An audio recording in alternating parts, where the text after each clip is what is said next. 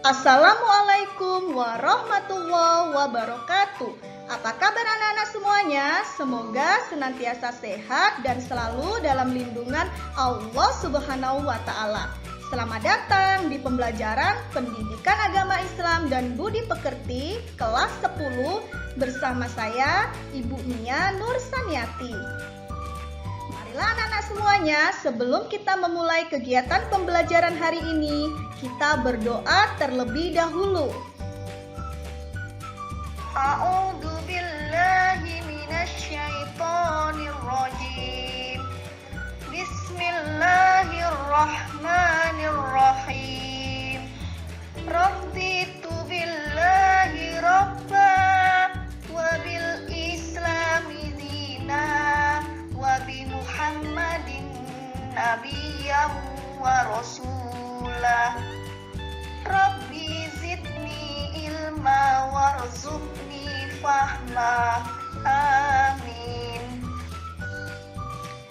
Kami ridho Allah Subhanahu wa Ta'ala sebagai Tuhanku, Islam sebagai agamaku, dan Nabi Muhammad sebagai Nabi dan Rasulku. Ya Allah, tambahkanlah kepadaku ilmu dan berikanlah aku pengertian yang baik. Materi kita pada kesempatan kali ini, Al-Quran dan Hadis adalah pedoman hidupku. Sebelum kita memulai pada kegiatan pembelajaran, adapun kompetensi dasar dari materi kita kali ini adalah 3.8. Menganalisis kedudukan Al-Quran, Hadis, dan Ijtihad sebagai sumber hukum Islam. 4.8. Mendeskripsikan macam-macam sumber hukum Islam. Sedangkan indikator pencapaian materi dari materi kita kali ini adalah 3.8.1. Memperjelas pengertian Al-Quran, Hadis, dan Ijtihad dengan benar. 3.8.2. Memperjelas satu dalil naqli terkait Al-Quran, Hadis sebagai sumber hukum Islam dengan baik. Menganalisis kedudukan Al-Quran, Hadis, dan Ijtihad sebagai sumber hukum Islam dengan baik. Merumuskan pembagian hukum Islam dengan santun. Menyimpulkan hikmah menjadikan Al-Quran, Hadis, dan Ijtihad sebagai sumber hukum Islam dengan percaya diri. Mempresentasikan Al-Quran, Hadis, Ijtihad sebagai sumber hukum Islam. Mendeskripsikan Ijtihad sebagai sumber hukum Islam.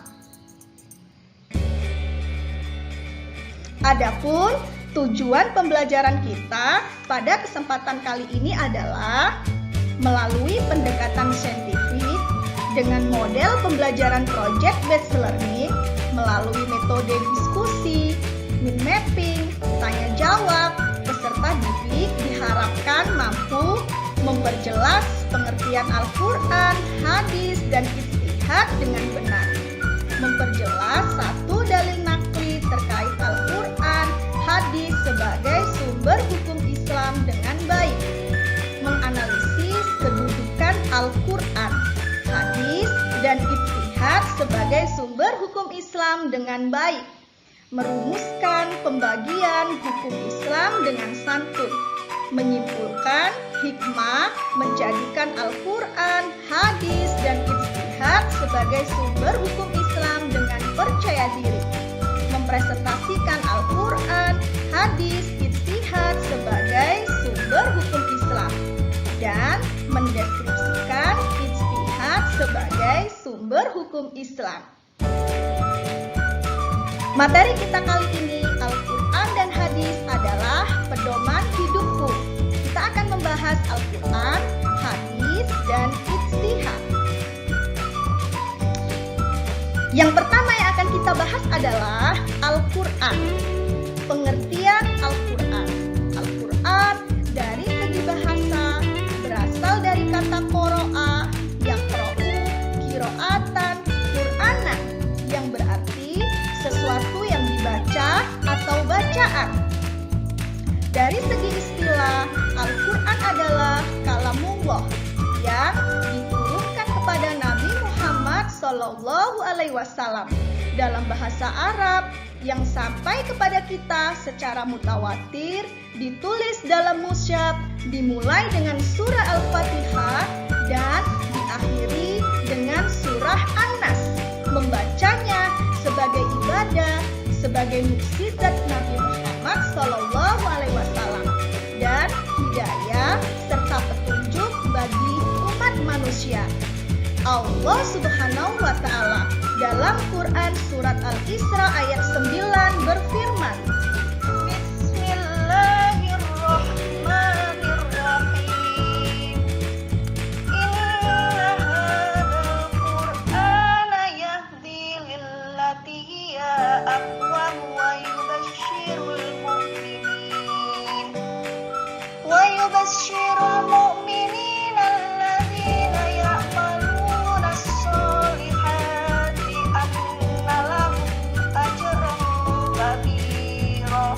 Artinya, sungguh Al-Quran ini memberi petunjuk ke jalan yang paling lurus dan memberi kabar gembira kepada orang mukmin yang mengerjakan kebajikan bahwa mereka akan mendapat pahala yang besar. Kedudukan Al-Quran. Al-Quran sebagai sumber hukum Islam yang pertama dan utama. Al-Quran juga sebagai pedoman hidup umat manusia. Coba kita perhatikan sejenak teknologi yang ada di sekitar kita. Kipas angin, televisi, kulkas. Semua barang-barang elektronik tersebut dibuat oleh manusia dibekali dengan buku petunjuk. Buku petunjuk digunakan untuk memanfaatkan barang-barang elektronik tersebut. Begitu juga dengan Al-Quran. Al-Quran merupakan petunjuk dan pedoman hidup bagi umat Islam agar umat Islam bisa memilih jalan yang benar, bisa memilih jalan yang lurus, selamat di dunia dan di akhirat. Allah Subhanahu wa Ta'ala dalam Quran surat An-Nisa ayat 105, sungguh kami telah menurunkan kitab Al-Quran kepadamu Muhammad, membawa kebenaran agar engkau mengadili antara manusia dan apa yang telah diajarkan Allah kepadamu, dan janganlah engkau menjadi penentang orang yang tidak bersalah karena membela orang yang berkhianat. Kandungan hukum di dalam Al-Quran. Yang pertama, akidah atau keimanan. Yang kedua, syariah atau ibadah. Hukum ibadah mengatur pelaksanaan ibadah sesuai ajaran Islam. Hukum muamalah mengatur interaksi antara manusia dengan sesama manusia. Yang ketiga, akhlak atau budi pekerti. Selanjutnya, kita masuk di materi yang kedua, yaitu hadis. Pengertian hadis atau sunnah. Hadis atau sunnah itu sama saja.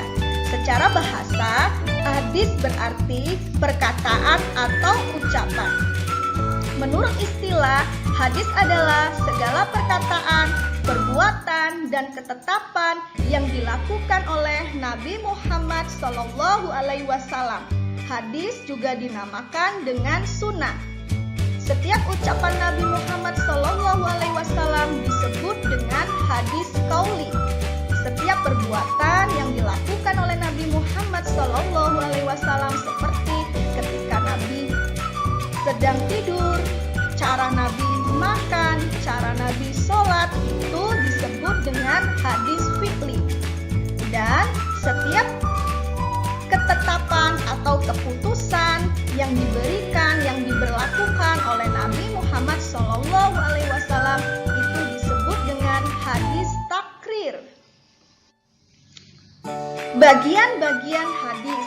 Bagian-bagian hadis terdiri dari sanad. sanad. Sanad adalah orang yang menyampaikan hadis dari Rasul sampai pada kita.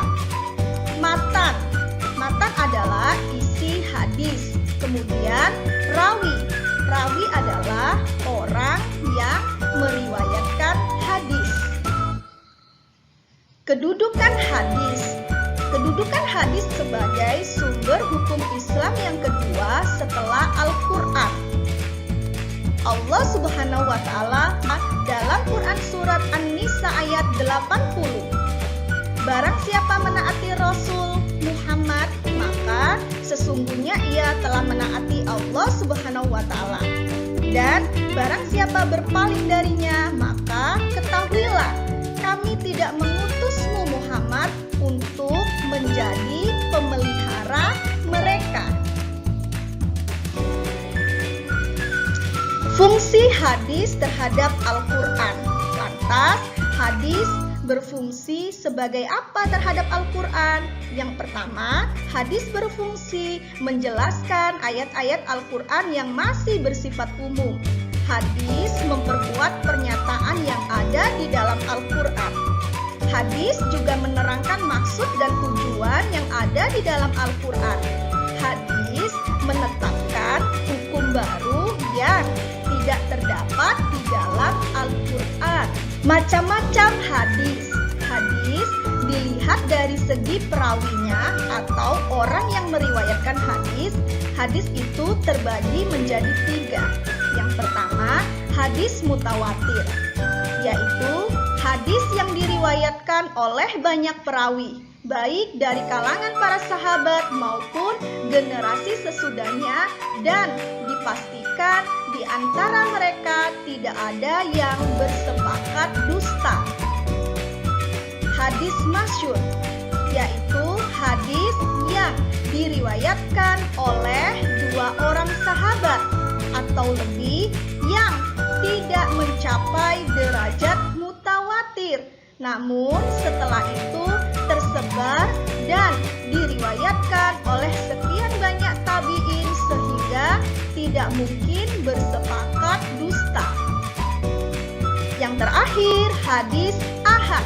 Hadis ahad adalah hadis yang hanya diriwayatkan oleh 1 atau 2 perawi sehingga tidak mencapai derajat mutawatir. Hadis ahad ini terbagi menjadi 4. Yang pertama, hadis sahih. Hadis yang diriwayatkan oleh perawi yang adil, kuat hafalannya, tajam penelitiannya, sanadnya bersambung kepada Rasul, tidak tercela dan tidak bertentangan dengan riwayat orang yang lebih terpercaya. Hadis hasan. Hadis yang diriwayatkan oleh perawi yang adil tetapi kurang kuat hafalannya, sanadnya tersambung, tidak cacat, tidak bertentangan, itu disebut dengan hadis hasan. Hadis doif, yaitu hadis yang tidak memenuhi kualitas hadis sahih atau hadis hasan. Selanjutnya, hadis maudhu, yaitu hadis yang bukan bersumber kepada Rasulullah Shallallahu Alaihi Wasallam atau disebut juga dengan hadis palsu. Selanjutnya kita akan masuk ke materi ijtihad. Pengertian ijtihad terbagi menjadi 2. Secara bahasa, kata ijtihad berasal dari kata ijtahada, yajtahidu, ijtihadan, yang berarti mengerahkan segala kemampuan, bersungguh-sungguh, mencurahkan tenaga atau bekerja secara optimal. Secara istilah, ijtihad adalah mencurahkan segenap tenaga dan pikiran secara sungguh-sungguh menerapkan suatu hukum. Syarat-syarat berijtihad. Apakah semua orang boleh melakukan ijtihad? Adapun ketentuan atau syarat-syarat agar seseorang itu ijtihad.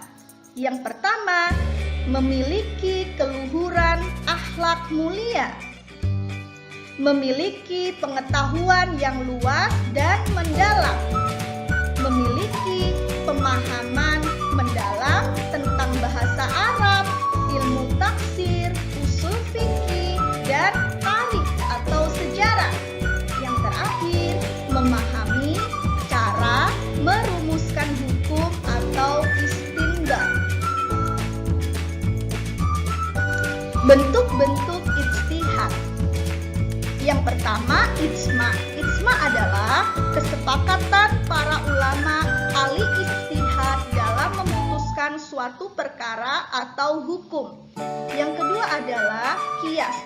Qiyas adalah mempersamakan atau menganalogikan masalah baru yang tidak terdapat di dalam Al-Quran dan hadis dengan yang sudah terdapat hukumnya dalam Al-Quran dan hadis karena kesamaan sifat dan karakternya.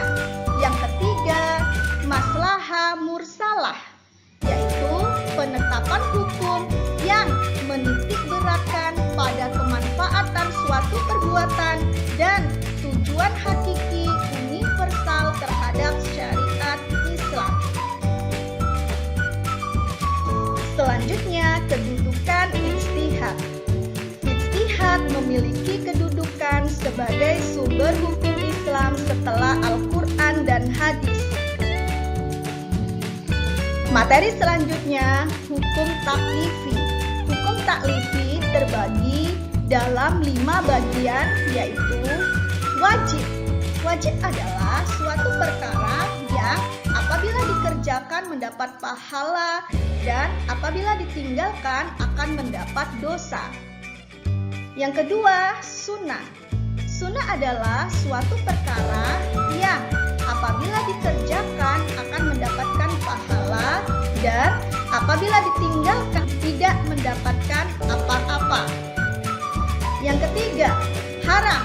Haram adalah suatu perkara yang apabila dikerjakan akan mendapatkan dosa dan apabila ditinggalkan akan mendapatkan pahala. Makruh, suatu perkara yang apabila dikerjakan tidak mendapat apa-apa dan apabila ditinggalkan justru akan mendapatkan pahala. Mubah, suatu perkara yang apabila dikerjakan dan apabila ditinggalkan tidak mendapatkan apa-apa atau boleh-boleh saja.